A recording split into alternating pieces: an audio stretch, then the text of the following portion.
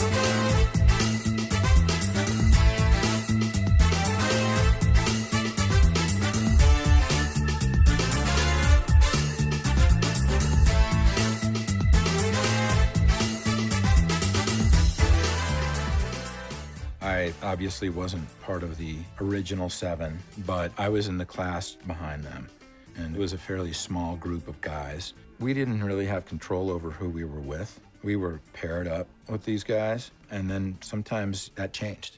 And so, yeah, you're dealing with a bunch of A-type personalities. These guys are all at the top of their game.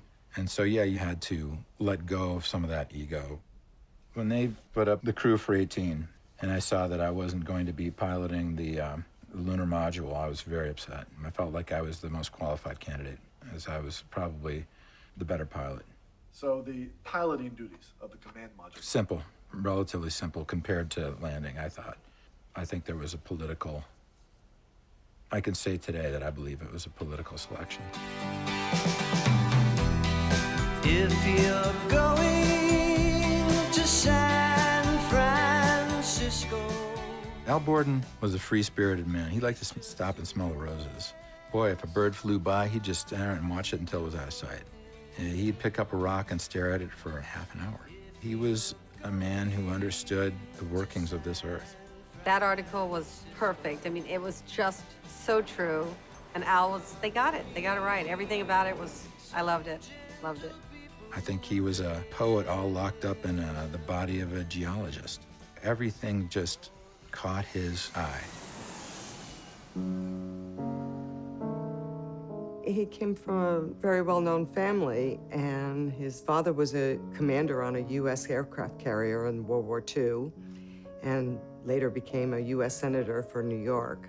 They literally shared a fence with the Roosevelts at Hyde Park. Oh, I was immediately impressed with him. Do you think that his family name helped him with his NASA career? It's a pretty reasonable question. Yes, I'm sure it helped him. It would be naive to think that it didn't help get him in, but it didn't keep him in. Ed was my best friend at the time.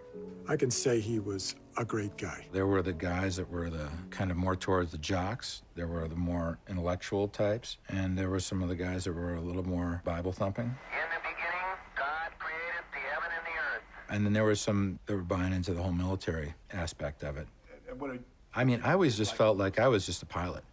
And I think there was a few of us that just saw ourselves as being flyers. And this was the ultimate ride.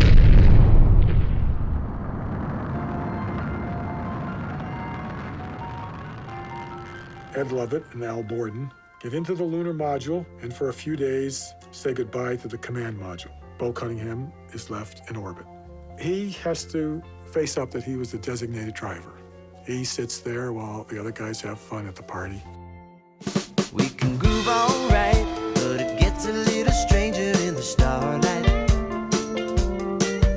When you're feeling the trip, just loosen your grip and trust the big man in the moonlight and get a little stranger in the starlight.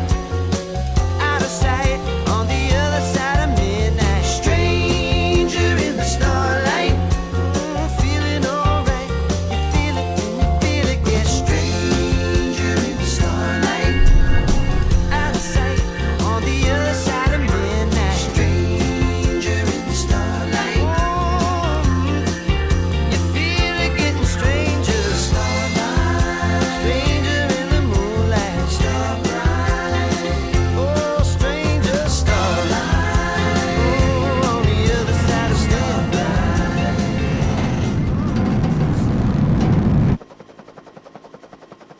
To overshoot by thousands and thousands of miles, your splashdown target is catastrophic. When I had to manually fly the capsule, only thing that mattered was that we made it through the re-entry without burning up.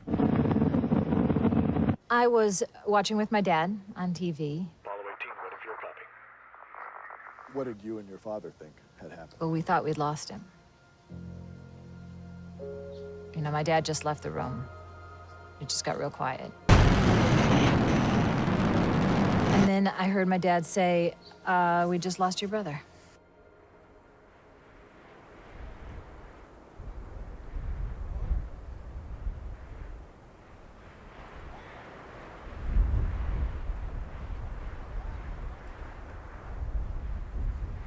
Upside down, for Christ's sake, but we'd never made it. We never even gotten out of the damn capsule, but here we are, and we'll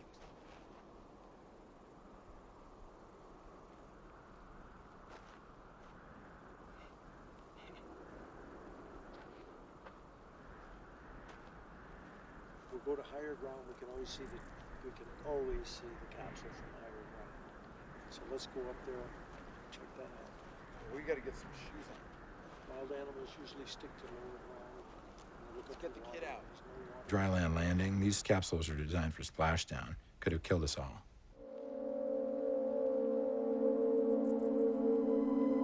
It was hot and dry. We just tried to find a place that had natural shade. We wanted to scout the area, figure out where the best place to camp was, see if there was any water. Why didn't you guys just start hiking up? Because we had no idea which direction to go in. And we figured that the odds were that they had tracked us to that point, and it made absolutely no sense to move from there.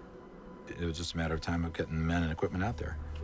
this, okay? I didn't think we'd be there more than 24 hours. How about the transmitter end? I want to see if I can get this beacon out of here. Let's open these up outside. When we opened the ESK, there was a bunch of things in there. There was water and shoes and machete, and there was also journals. When we had done our survival training, they had told us that these journals were in there so that we could basically keep a log of our activities. We never thought we'd have to use them. To the side, Ed. Come on, give us a hand. How was Ed right after the landing? I think Ed wasn't doing very well. I think Ed was shook up by the whole thing. I think he was uncomfortable with the entire situation.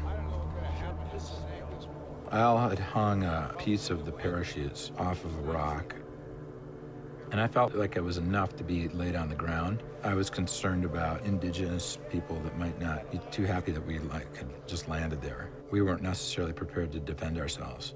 So I felt like anything that was laid on the ground and facing upward was a safer bet than anything that might bring in somebody local. Oh, I'm putting it down right here. You can do what you want.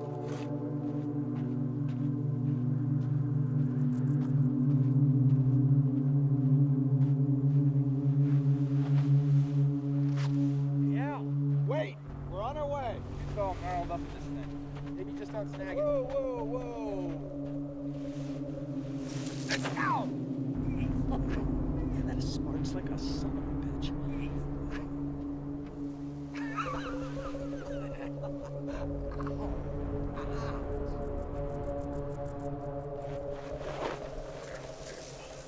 You didn't recognize this plant as being potentially hazardous? No. Even though you walked right by it? No, it wasn't something that was familiar to me. It didn't look like it didn't really just differentiate it from anything else. I was just trying to, take a straight line towards our campsite. Rocks up. Oh my God.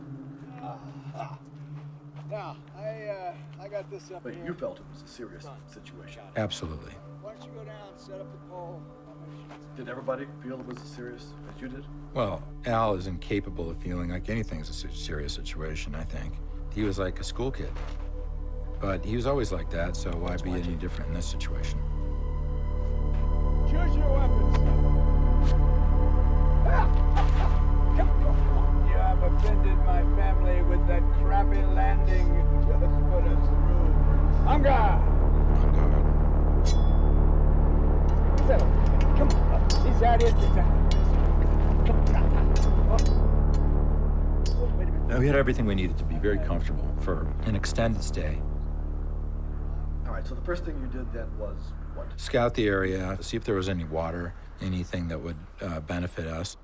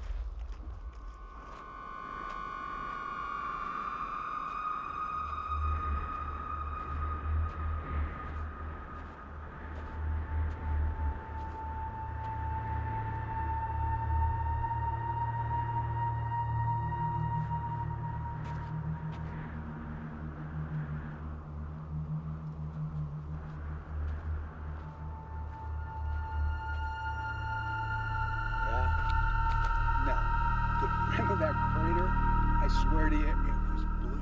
I think that everybody that went up there in the three-man teams, each one of us that ended up in the command module would have wanted to be able to walk on the moon. And some of us felt like that was our rightful place. Been to another planet, Ed. Another planet.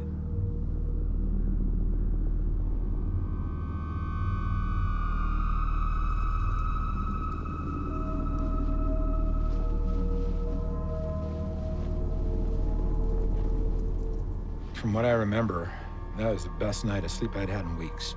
Finally back down on the ground. I never slept well in space.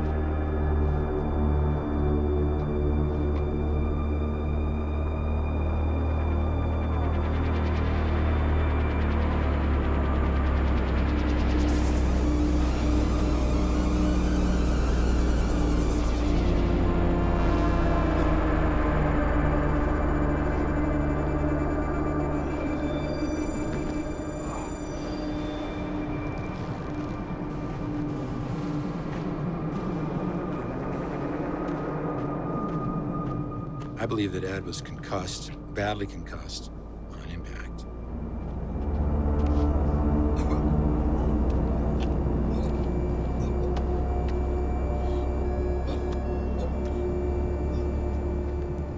He never really seemed to be as with it from the landing forward.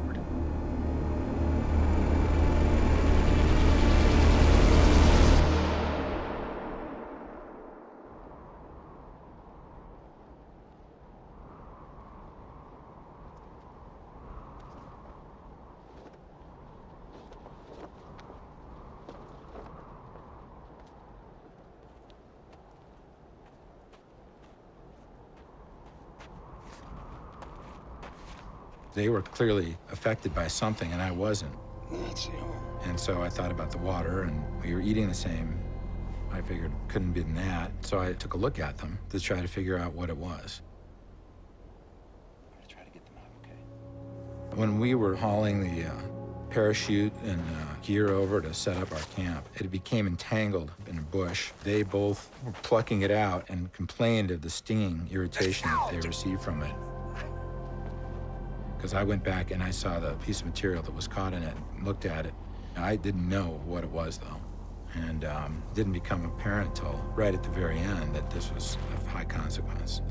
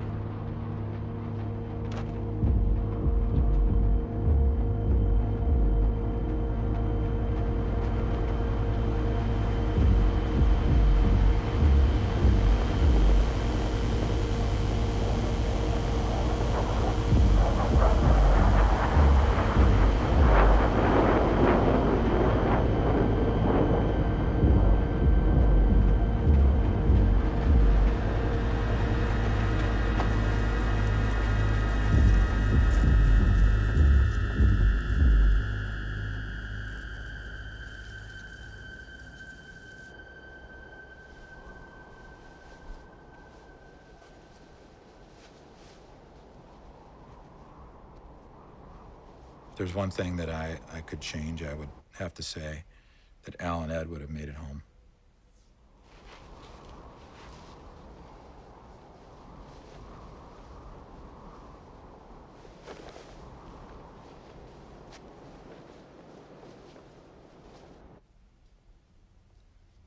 Well, they both went very quickly, and they, you know, it wasn't, they just...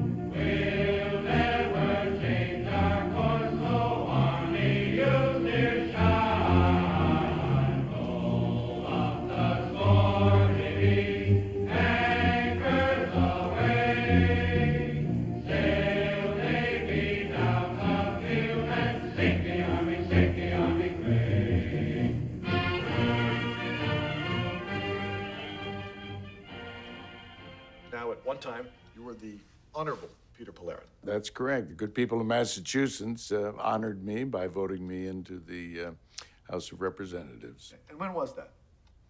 1972. And how long did you serve? Well, a number of years. But how many terms? Well, it was just one term. I got a little boat and take my clients out on that, or my name's still on the door, so I'm a lousy retiree. You can ask my wife.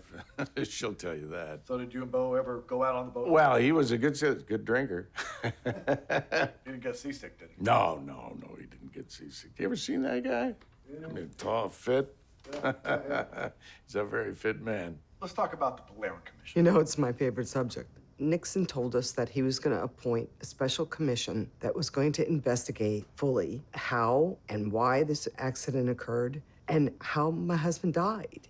We were told that something had gone wrong and that we'd be working with NASA scientists to try to determine what that was. So you seemed pretty young for the job. I was young. I wasn't even in the SAC program at that point. And I think they gave me the assignment because I was so young and they thought I could be pushed around. Well, I think my work on the science committee caught the attention of the president's staff. And then when this Apollo 18 business came up, they honored me with the chairmanship. Any moment of doubt? No.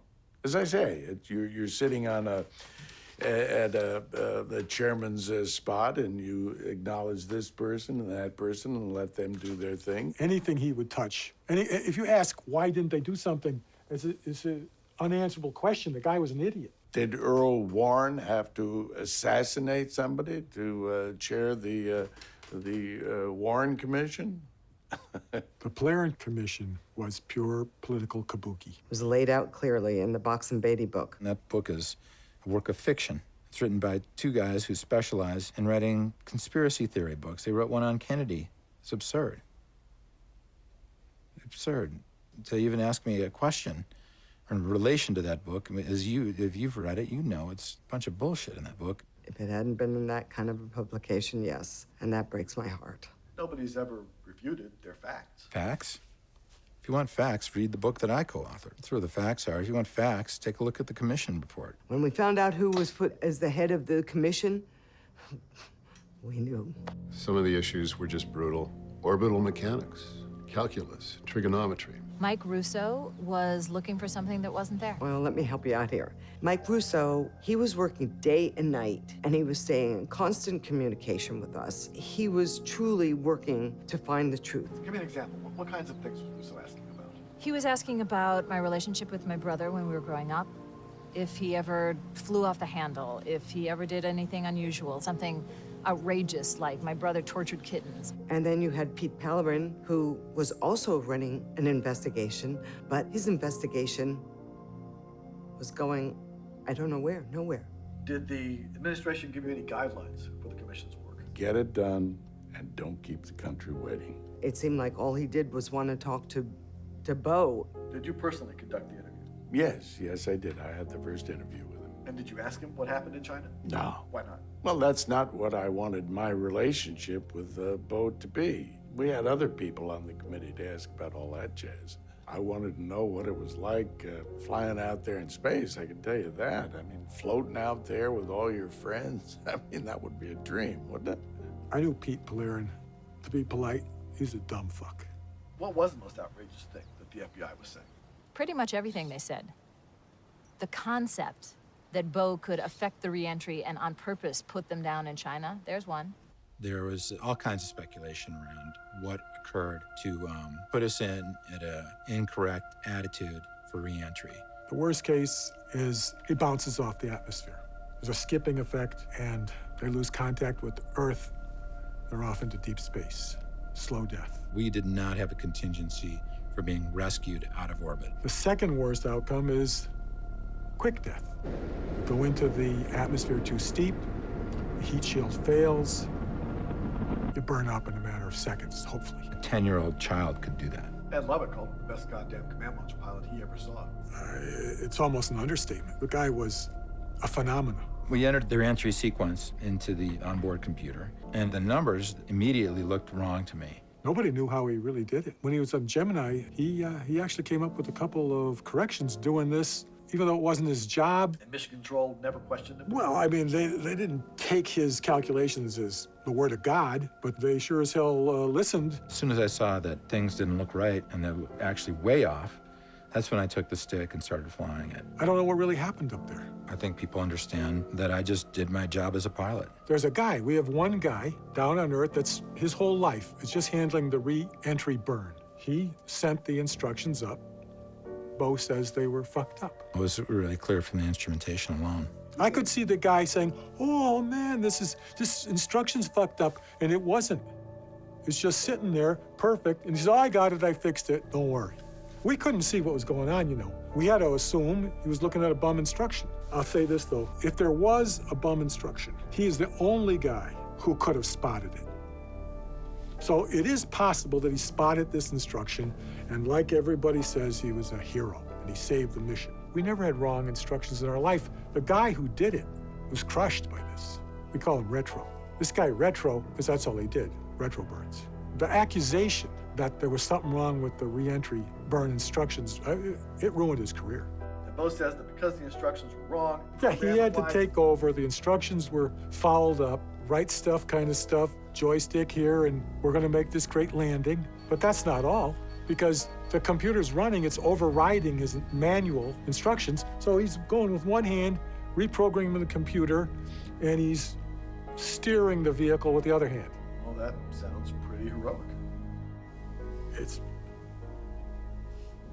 Yeah, it is. My fellow pilots understood exactly what I had done. The bureaucrats didn't, but... I think he was lying his ass off and that he fucked up the instructions on purpose. You know that. That's what I think. But I think that's an incredibly ballsy thing to do because he had no way of knowing he could possibly pull off that landing. I was just hoping it was over the water. He brought it down by the seat of his pants. Hard landing in the middle of China. That was impressive. I've got theories about that, but it was impressive to even be able to do it. I think there was a glitch in the software. I don't think there was a programming error whatsoever. We brought the hardware back from China. We checked it out. There was nothing wrong. It didn't happen. Even after a hard landing, it still worked. So it had to work before the hard landing. You don't fix a computer by slamming it into a desert. So the idea that it wasn't processing correct instructions incorrectly is poppycock. I can't even think of the right word. It's just bullshit. It's not. You can't even say that. It's not legitimate to even argue with. And when I say glitch, I just think one of the keystrokes didn't take. What about the guys who actually designed the computer? What did they think? They were offended. They were afraid they were going to end up like Retro, fucked over by Bo's crock of shit lies. If I hadn't put us down there, there'd be 3 dead bodies still up there right now, okay?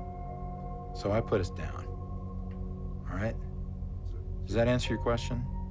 I put us back on Earth. But not there. I did what I had to do. Not there in China. That was an accident. That's where I put us. I put us in China. That's where we landed. Okay, Houston. On my mark, I'm going to hit the CMSM SCP on 3, 2, 1. Mark. We got it. Oh, did we get it? Going back to 0, select Charlie. Okay, we're going back. Yaw's out 14 degrees. Why the hell didn't I do that? Yeah, it should have been 1.4 degrees yaw. Delta V is there. See optic 0, off berg 41, now 91. Shit, after all that trouble, you're going back to 0? Seems right. Give me the numbers. 15, 19, and what? Delta V. Translation controller. Delta V. Soise. North. Rotational hand controller number 2 on. Rotational 2 on. Whiskey Mike. Man, now that feels like more than one change. Don't add a pitch, Bob. I got it. Sit tight. Can't lose a pitch. At 152. Fucking gone. No midnight. No midnight. God. Where, Bo? Ed was hell-bent on figuring out why we were there. Did you help him with that? Yeah, I helped him. Ed was obviously suspicious of Bo from the time of the landing. He was trying to figure out if somehow or another something that I did had brought us there. Did he openly accuse you of... Oh, yeah. That was where he was at, but I think he was on the verge of being in a hallucinatory state at that point.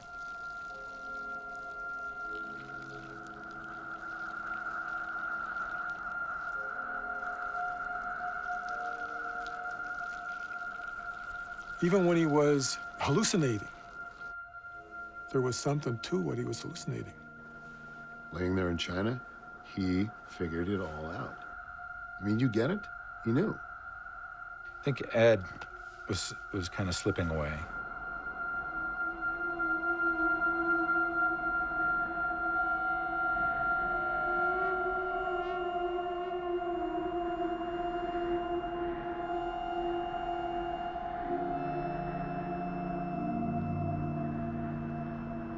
What do you think happened out there? You mean with Ed, his hallucination? Yeah.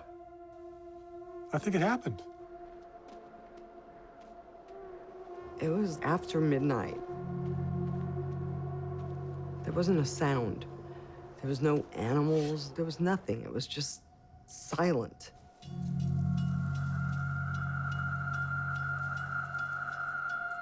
Anybody with a clear mind that would read Ed's journal would know that Ed had figured it out. And Pallerin read the journal, and he totally dismissed everything that Ed wrote because he was going on Beau's word of Ed's mind being compromised. I think he was afraid of Ed.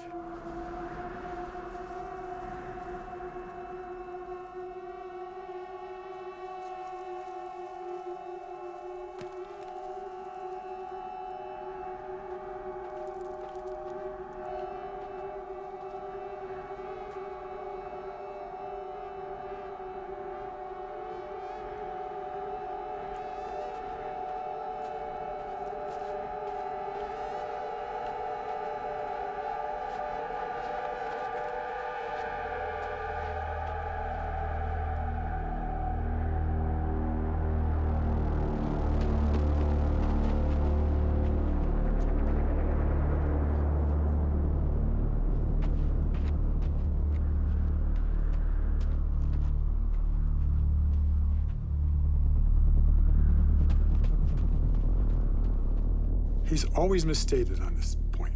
In the journal, where he says that the figure he chased was all in black. He didn't say that. I'll read it. He says, the experience was terrifying. Who was this man? I never got a good look at him, but in the dark of the night... The suit looked black. He never wrote that the suit was black. No, he didn't. He wrote that it looked black, which is entirely believable in the dark. So the Pallerin report mischaracterizes Levitt's statement that the suit looked black. Why would they do that? To discredit Ed. Let's think about it for a minute. The FBI knows that Beau had, I don't want to say stalked, he tracked Al. Maybe he was looking to see if Al was okay. But he was out there following Al into the gully when Al got sick. Levitt and Borden get sick. Borden leaves the campsite and vomits in a dry wash. We know exactly where. Yeah, I'm sure that's all true, but I wasn't aware of it. More bullshit. We know by their journals that Beau was out in the desert in the middle of the night. What I want to know is why the hell was Beau out there in the middle of the night? I think Ed wasn't getting sick quick enough. I mean, they could have been rescued at any time. Ed was catching on. He had advanced calculations that were getting close to definitively establishing the descent into China was intentional.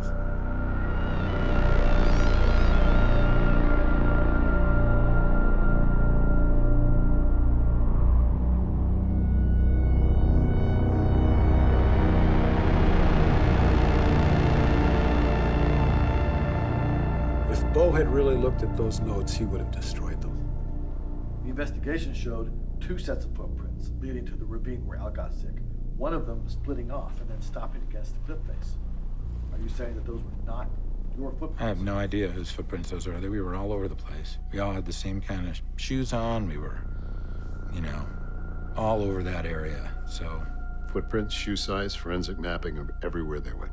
I wasn't aware of their illness until the following day. So, if I told you that the FBI had determined that the size of that second pair of footprints matched the shoes that you were issued,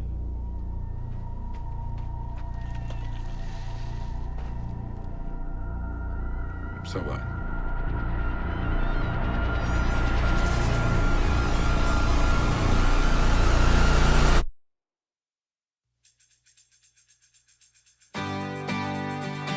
How the hell did the rocks get out of the box in the first place?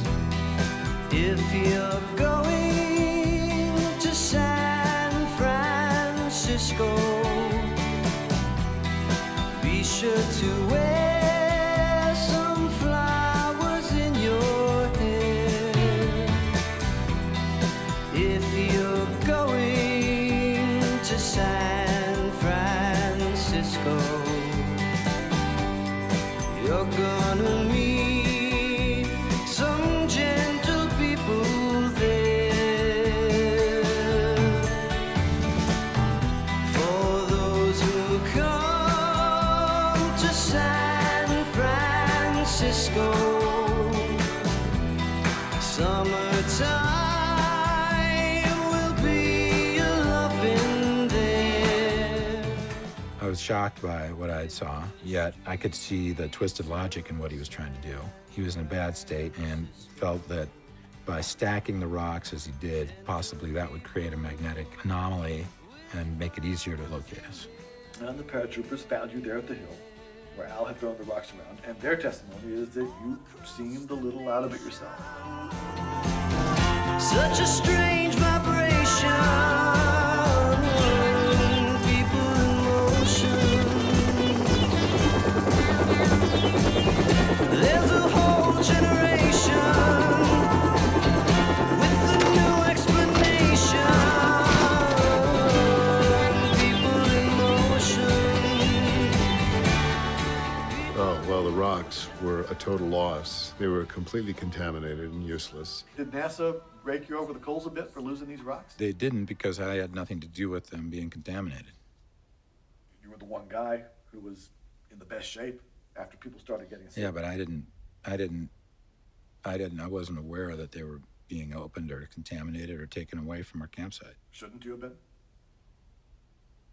No. So you don't care about the rocks?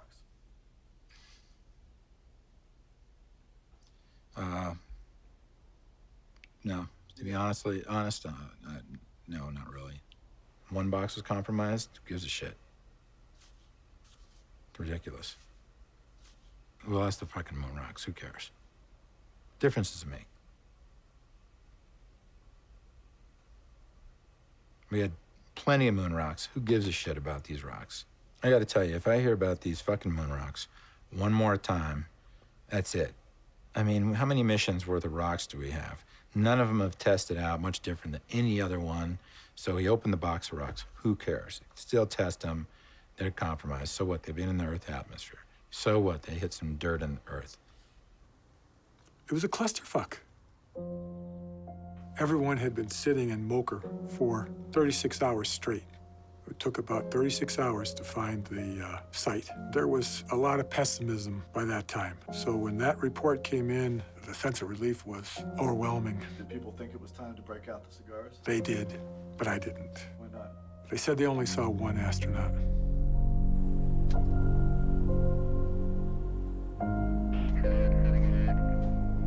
Kate and I were both in the gallery. I was watching Fred Calder. He was having an argument with Chris and Glenn. They should have locked the doors the minute that the reentry got botched. Kate was excited. She was beaming and she was very happy, but she was young. She hadn't been through any of that before. Oh, I thought they were dead.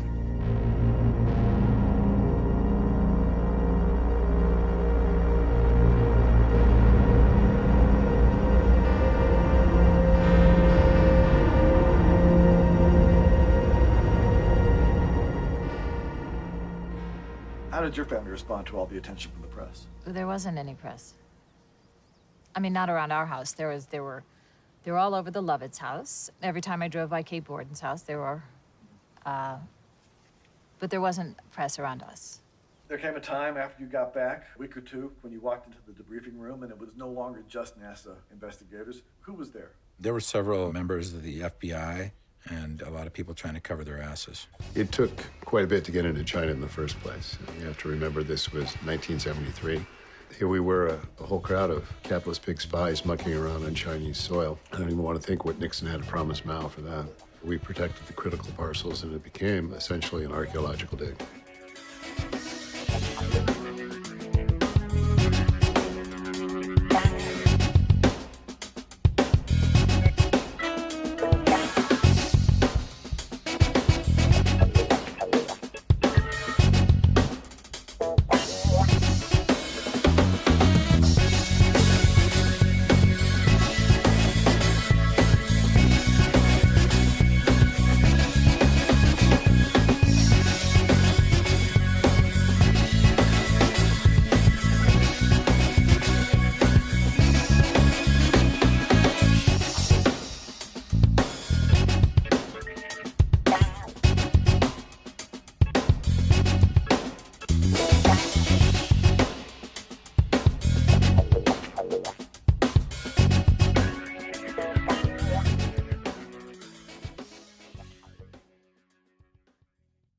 This is one of the campsite that shows where some of the trash was thrown. Can you tell me what might strike you as being wrong or odd about that picture? This isn't the original picture. This has been cropped. What are you giving me? So, and here's the uncropped picture. Why don't you tell us what's notable about the uncropped picture? Boy, this is outrageous. Oh, Jesus. You can see it right here. They cropped out the thorns. They cropped the thorns out of this picture. This is the debris from when Bo was trying to help Al. But those thorns don't look like something you'd pull out of someone's skin. I mean, those look much more substantial. Oh, absolutely. These are the thorns with the neurotoxin. So why would there be? You're suggesting that there are thorns that were cut. You have a picture of the these are surgical scissors. And these scissors were used on the missions for what exactly? Whatever, to open food. I mean, it The was. scissors could have been used for anything, right? These were probably used to cut thorns. There were as many thorns around their rafts as there was around the plant. Doesn't that actually support the idea that Cunningham removed thorns from Lovett and Borden?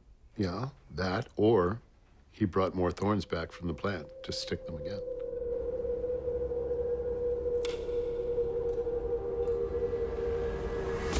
It was a search for something that just wasn't there. You know, it's like the Loch Ness Monster. You know, somebody sees a bump in the water, suddenly it's a prehistoric animal. It's not just a duck or a big fish. Nobody investigates those things. They go for, it's gotta be something else. That's what Mike Russo and the FBI was doing over and over again, searching for something that just wasn't there. We found the canteen. It's a simple canteen, just the same kind my dad used in France. That exact kind of canteen. We found it buried about a mile from where the spacecraft came down. That canteen could have come from anywhere. There was how many hundreds of people who visited that site? Do you know what his request was before he got onto the rescue chopper? That was to relieve himself. And the rescue guys stood around while Bo pissed like a racehorse. The Pellerin report completely ignores the canteen. No one knows about it. The commission doesn't know about it. Have you seen the canteen? Mike Russo gave it to me. We were surprised to see that Joan Lovett is in possession of the canteen. Did you give the canteen to Joan Lovett? Yeah, well, let's be clear about this. My investigation was charged with getting to the truth about what happened out there. And the canteen was the biggest threat to the narrative that the Pellerin Commission was supporting. Which was that the whole thing was just an unfortunate accident. Yeah. So as it became clear that your team and the Pellerin Commission were developing competing narratives about what happened, what was your biggest concern at that point? My biggest concern was that those guys would work to undermine my investigation. You were actually worried that Pellerin would sabotage your investigation? Well, yeah. Would you say that it's actually something less than a coincidence that your key piece of evidence ended up with Joan Lovett? Yeah, something less. And so when your investigation was terminated and you were ordered to turn over everything you had, all your evidence, all the work you had done to the commission. We turned in all of our evidence. So you feel your team followed the law and did the right thing? I feel like we did. We weren't hiding evidence. We were making sure that the evidence that was ignored by the Pellerin report, that it's preserved, because the Pellerin report totally ignored all of the evidence. This was evidence. More than that, it was kind of a heart stopper. And Pellerin has made sure that no one knows about it.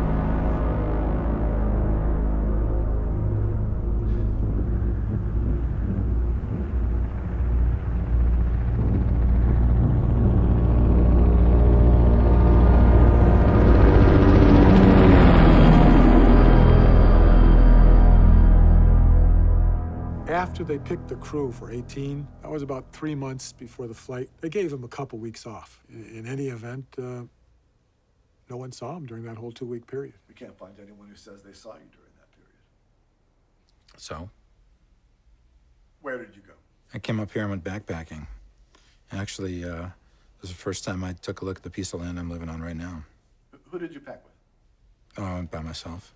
But nobody saw him in Colorado. They got nothing that indicates he was in Colorado, or for that matter, even in the United States. They just lost track of him for 10 days. You stayed in the States. I did. I just happened to not be with anybody. He didn't stay at any motels. He didn't rent a car. He didn't use a credit card or nothing. Now, you're aware that there are reports that... You mean the Chinese excursion? Yes. Yeah, it's ludicrous. It's ludicrous. How am I going to get into communist China?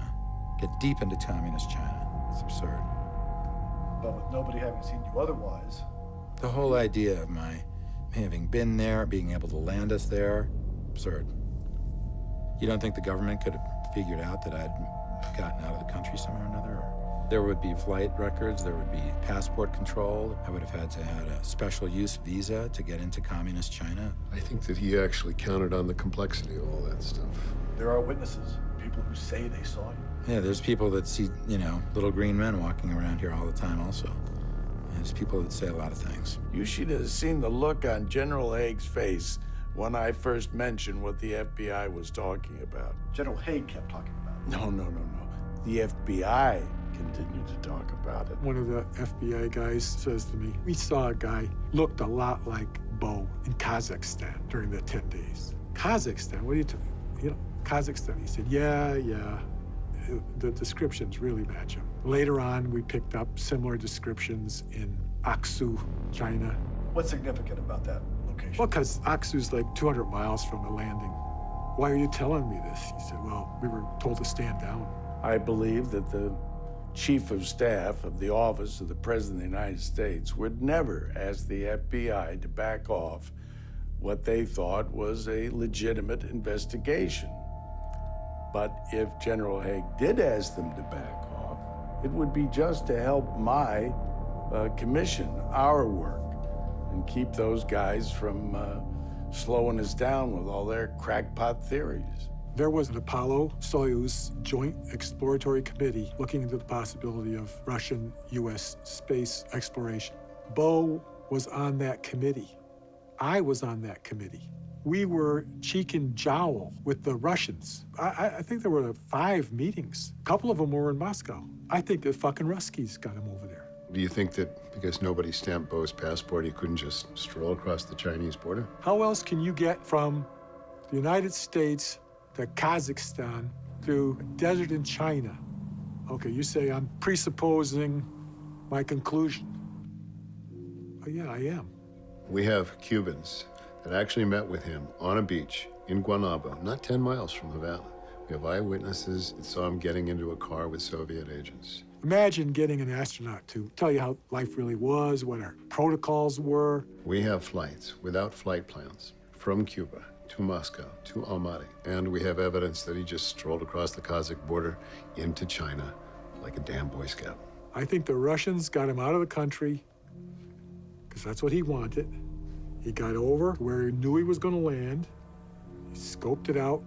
I think he was looking for maybe some plant, like neurotoxins in it, and that he was planning from day one to do what he did.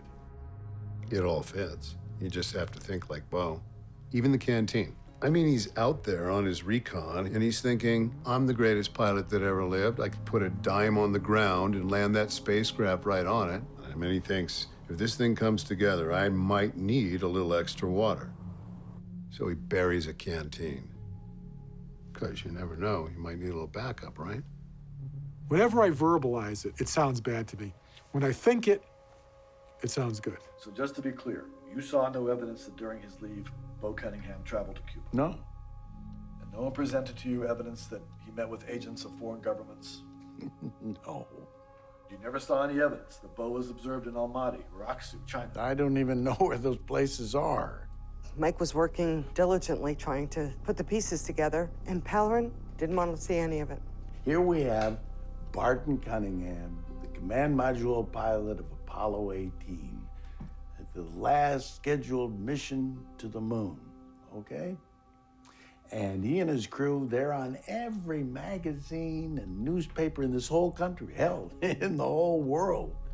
And Bo Cunningham, he's as handsome as Robert Redford.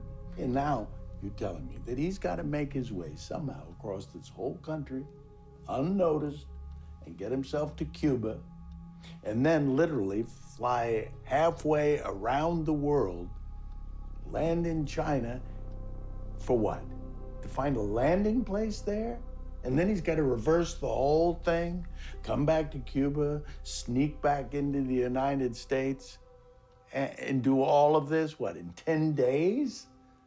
I mean, that's nutty. It can't be done. It's crazy. You're sure? I mean, you think there's no way? No, well, don't you? Pete Polarin wouldn't even speculate on the most basic information. From what I understand, it's all hearsay. I mean, somebody says this, somebody says that. I mean, I can go to the newsstands of a grocery store and see the same thing. Aliens from the other planet. Do you consider this case closed? I don't know if the case was ever actually opened, frankly. Did your husband ever have anything bad to say about Bo? Never. Never had a thing. At first, I thought he was very professional. The only thing I picked up immediately was he was a little bit insular, a little hard to connect with.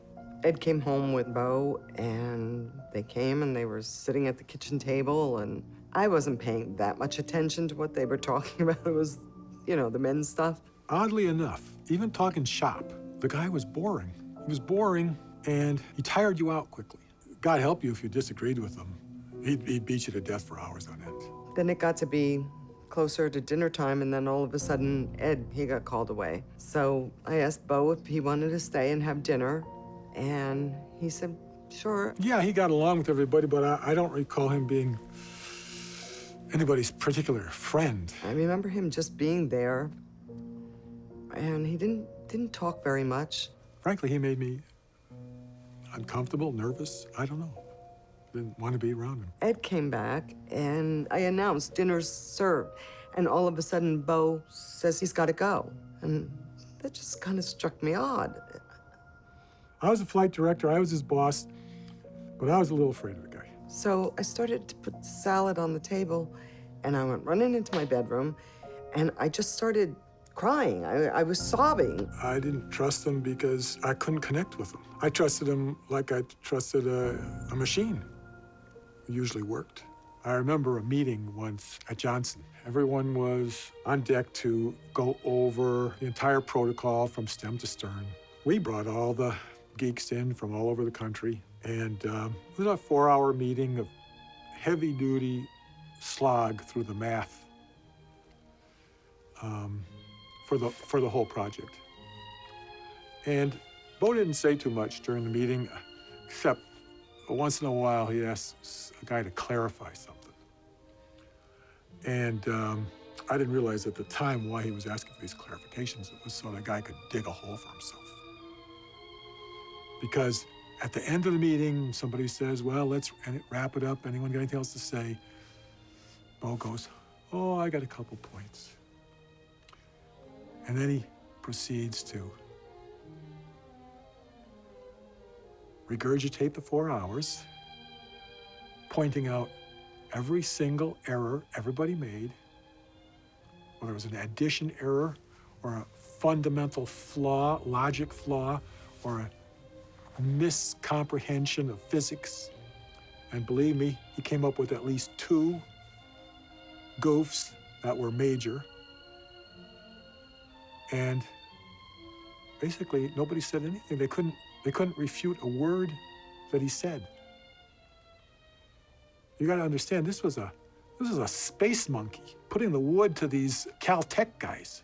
These guys are not supposed to get a facial from an astronaut.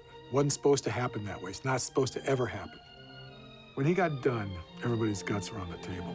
The way he tore them apart and used their own words, and you could see where he'd set them up when he'd ask questions to get them on the record that they didn't know what the fuck they were talking about. You know, it was sadistic. He didn't have to do it that way. He could have introduced his corrections as it go along, collegially, but that wouldn't work for him. Because then he wouldn't be the big swinging dick. The commission report also doesn't seem to address in any real way Bo's relationship with Kate and Al Borden. But we didn't care about that. We're not the National Enquirer. Well, she wasn't Kate Borden when I met her. What drew you to the beach? Trudy Nichols. God, she was so funny. We had a blast. So much fun. Got into a lot of trouble. What kind of people were down there? Well, you know, you had people like us, and then you had the jarheads. So it's like polar opposites. Did you guys go after the jarheads? Are you kidding? No. Why would we? No, we wanted guitar players. We wanted, you know, surfers. Guys that smelled like cocoa butter, right? We used to hang out poolside at the Solid Inn we stayed at down at the Cape, and she was there one day, and that's where we met. I don't know if she came over and just introduced herself because she recognized a few of us. Quiet, pretty boy. Didn't say a whole lot. So I found that kind of interesting. I don't know, maybe a bit of a hippie. I was a little jealous of her. I wasn't a daddy's girl. Didn't sit on daddy's lap and get what I wanted. Who wouldn't have wanted to be Kate for a weekend or two? My dad was kind of a cross between Bo and Al, if you want to know the truth. So he could be very introverted. Oh, I think we had a dinner date. Just went to a local seafood place, and Obviously, he was a smart guy. Almost genius in a way. You know, it's not like we sat around talking about orbital mechanics. there was a few guys that had met her, I'm sure. Was the fact that he was an astronaut, did that impress you? Yeah, I thought it was kind of cool. It's been written in the other book that you went after her pretty hard. I don't know what that means. Went after her. Well, that it's. I don't think so. No? No. So right from the beginning, you weren't thinking long term with Kate? I don't really remember it that way. Kate and Bo met in Cocoa Beach. They went to a big party for Werner von Braun. I didn't even have anything to wear. I had to go buy a dress. I had to scrape some money together and buy a dress. I think Bo might have even given me some money. He didn't want to be embarrassed. She was, for lack of a better word, part of the counterculture. I walked into the room, and I remember I started laughing. And what did Bo think about that? He didn't like that. Well, Al was, I kind of remember he'd had a few cocktails. And before I even introduced them, I think he asked her to dance. I think he just swept in and... Kate meets Al. It's all over for Bo. Did that upset you? No, why should it? As far as I was concerned, he didn't care. We just wanted to get out of there. We she grabbed a bottle of champagne and kind of motioned for me to, like, let's skedaddle. So we left early. And where did you go after that? Back to the hotel. We went to the beach. I asked him to drop me off the beach, and I wanted to walk home. We were driving to the beach, and all I could think about is he had this thing hanging from his mirror, and I thought it was gonna blow out of his convertible. I didn't even know what I was feeling after that dance. I didn't even know. I mean, you know when you meet somebody and there's a connection and everything lines up and they smell good, they feel good. So no, I wanted to see him. I mean, all I could think about was Al. So between the wind chime and Al, I was pretty fucked. We're anxious to get back to her place and have some time to ourselves. No. Never happened? No, never happened. You can see there in Al's journal, he writes about meeting Kate later on that night at the beach.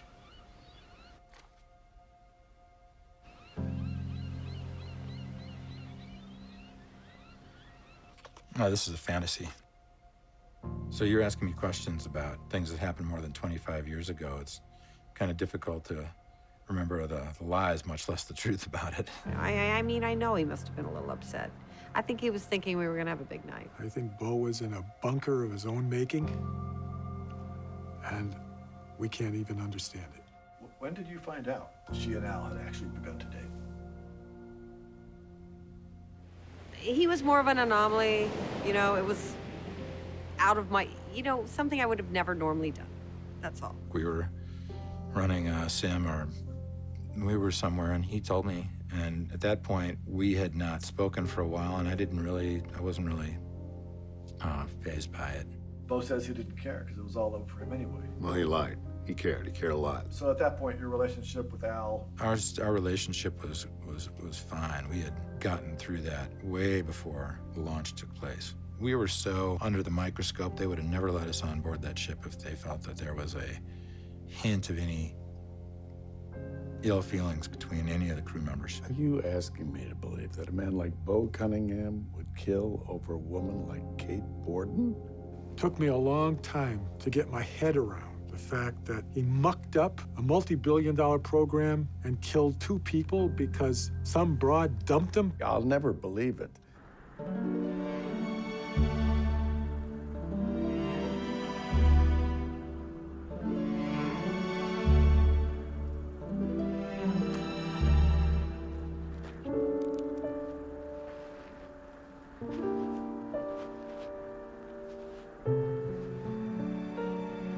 Bo comes across Al, and Al's just sitting there. And Bo wrote about this.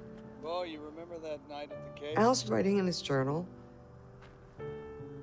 And then all of a sudden he gets all worked up about he and Kate, and about the night that he met Kate. And he just starts dancing.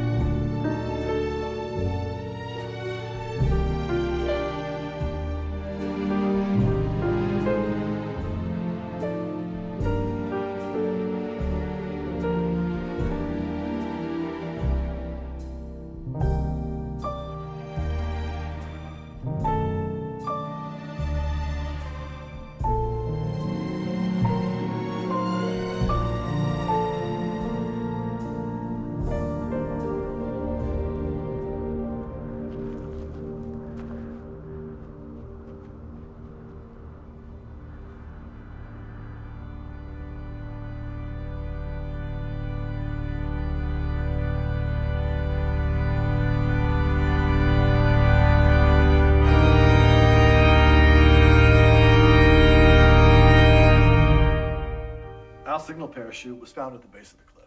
What do you think happened to it? I have no idea. Probably just blew down. Well, there was a strange thing in Bo's journal. He says at one point that both of them are really ill, and he doesn't think there's anything he can do for them. But then he also writes in there that there's a call he may have to pay. And then Ed writes in his journal that he saw Bo just go walking out into the desert, and Ed could see him.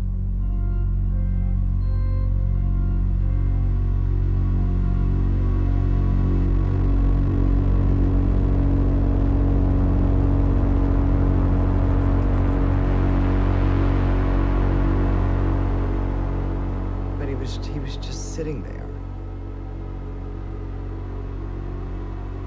What do you think Bo was doing? Paying the call.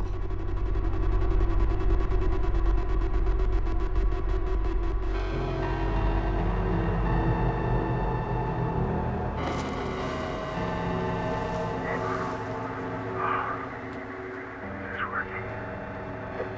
Oh, God, I hope it's working.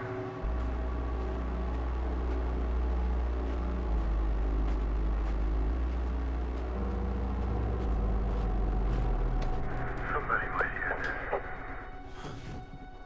There's so much going on out there. There's drag trails and footsteps. It looks as if Ed and Al tried to get back to the capsule at some point. We know Al got back and made a recording. There was some battery power left. What do we think all this means? You have to understand it was falling apart out there. Golden boy, Martin. What do you have to say, golden boy? Why is that on? Why'd that power out? No Bo can feel nothing. Oh, I like the way the stars look in the open hat. I don't understand why that's powered up. Listen, I have to tell you something about Ed. Ed has some thoughts about the landing. There's somebody out there. I'll be quiet, and you might hear.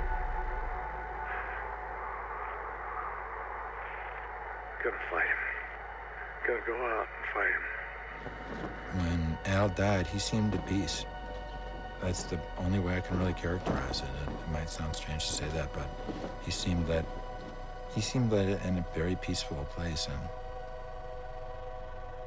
I think I can test this. And if it works, tell Ed. You can't tell Ed. Ed's gone now. Not much power. Testlers. There may not be enough juice for both the disc key and the recorder. Fine, honey. It's okay. Ed, test it now.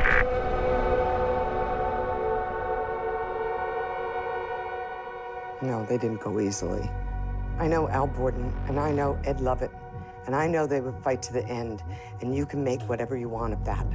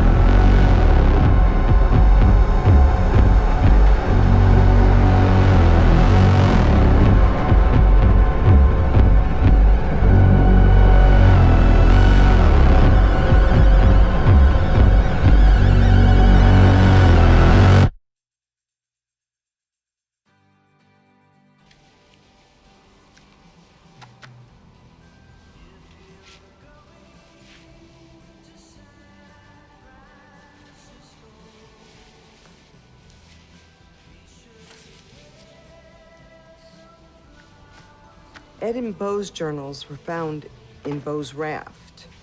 He must have gathered them and placed them there after Ed and Al died.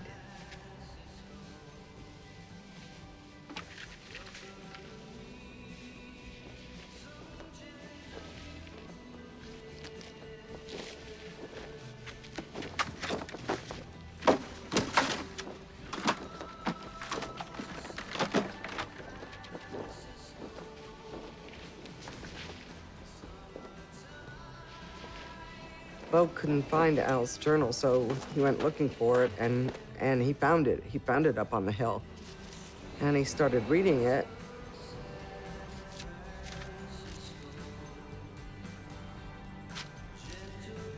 And he started reading about Al's love and how he cherished Kate and his passion for Kate. And it absolutely tore Bo apart and just tormented him. Such a strange vibration, people in motion. There's a whole generation with a new explanation. People in motion. People in motion. For those who come to San Francisco, be sure to wear flowers in your hair. If you come to San Francisco.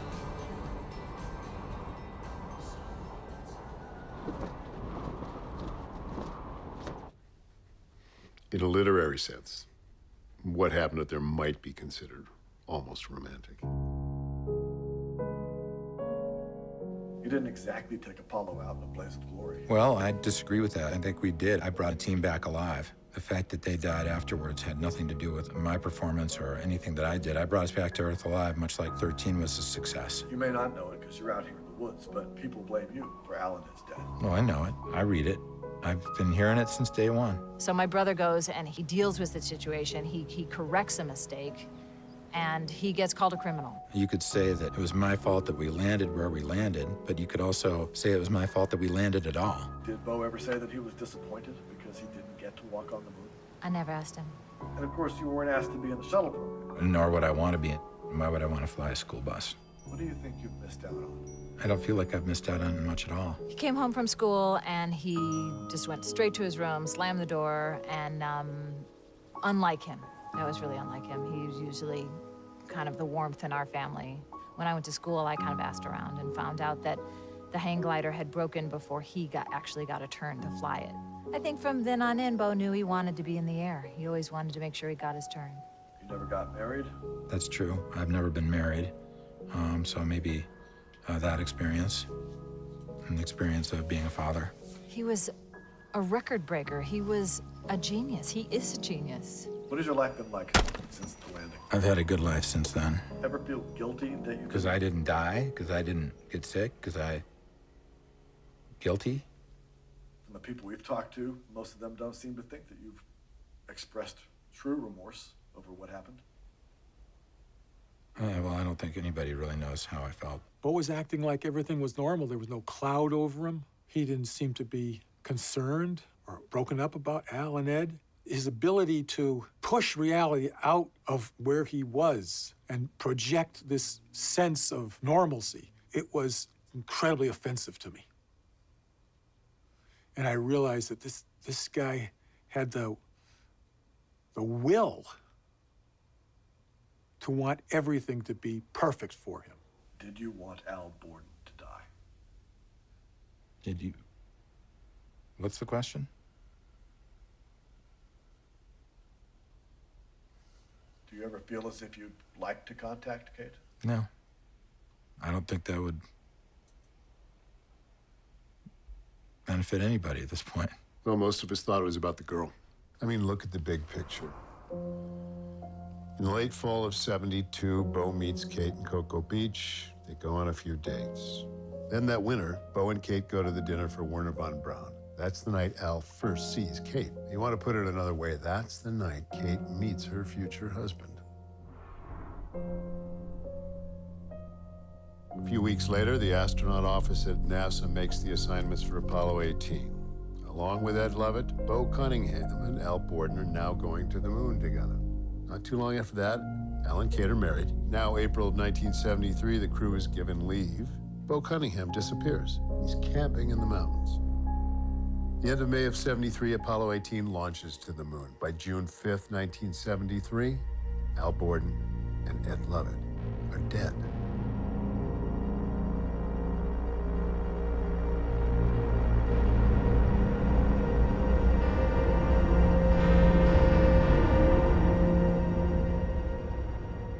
This has nothing to do with Kate. After the mission, did Bo ever try to visit you at home? Oh, yeah, he tried.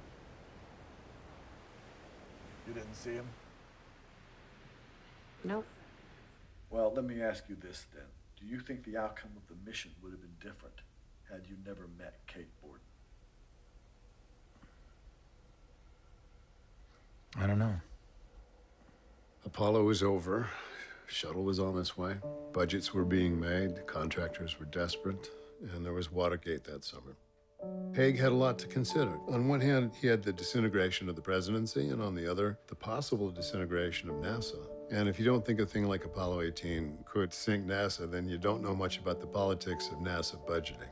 So General Haig was looking at those two things, especially the disintegration of NASA, which would have meant the destruction of thousands of jobs, a huge loss of economic activity, and probably the end of the U.S. exploring the cosmos. And Haig understood that he couldn't save one, but he might be able to save the other, because I think I know what he was thinking.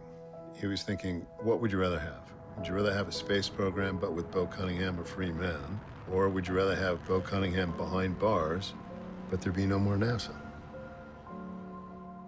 Our report went to the Pellerin Commission and basically dropped down a hole. I don't think that is a fair statement. What was your reaction when you found out that the FBI's investigation was over? I was pissed. But it's not uncommon. But you worked your ass off on that thing. Sometimes you gotta eat it. They didn't want a story running around that one of their astronauts was a goddamn psycho. It was a whitewash. I mean, they didn't even really try to make it look like anything else. We didn't hear about it for months. And all of a sudden, one day, we get a copy in the mail. And we find out that's how everybody got their copy. It was like, yep, here's your report. P.S. Fuck you.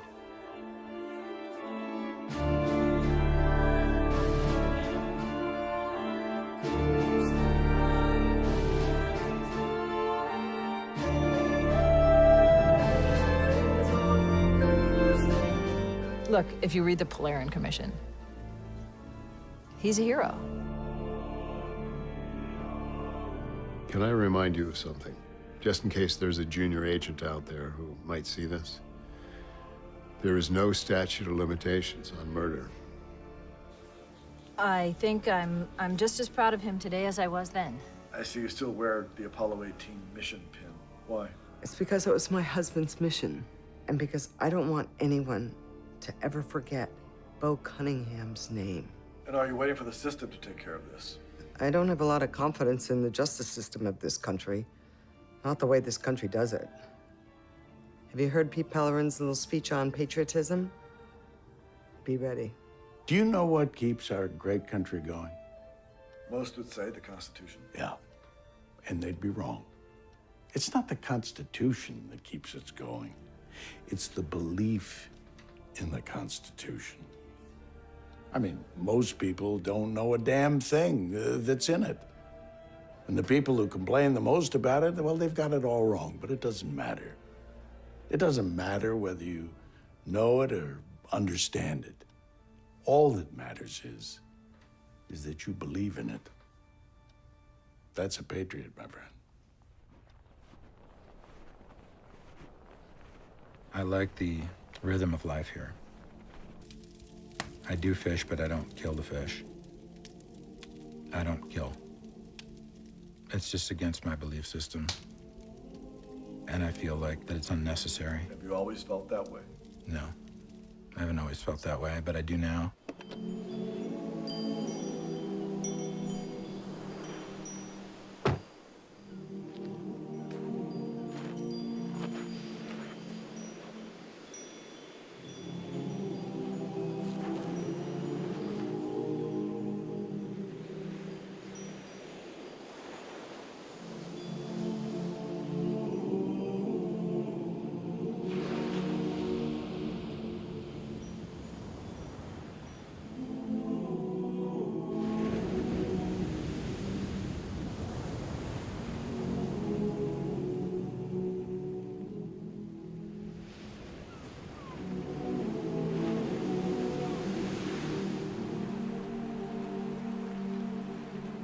Pisses me off. Nobody's seeking justice.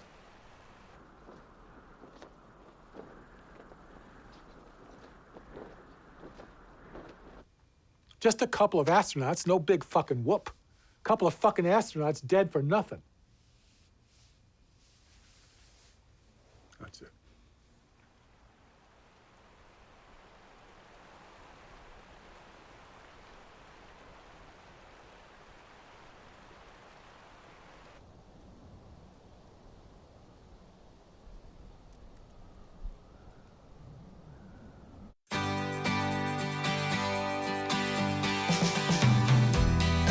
If you're going to San Francisco, be sure to wear some flowers in your hair. If you're going to San Francisco, you're gonna meet some gentle people there. For those who come to San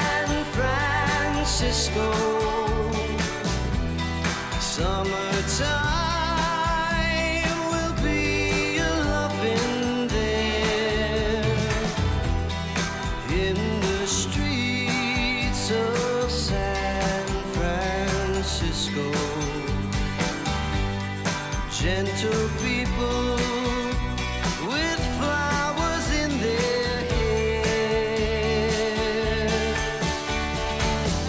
All across the nation, such a strange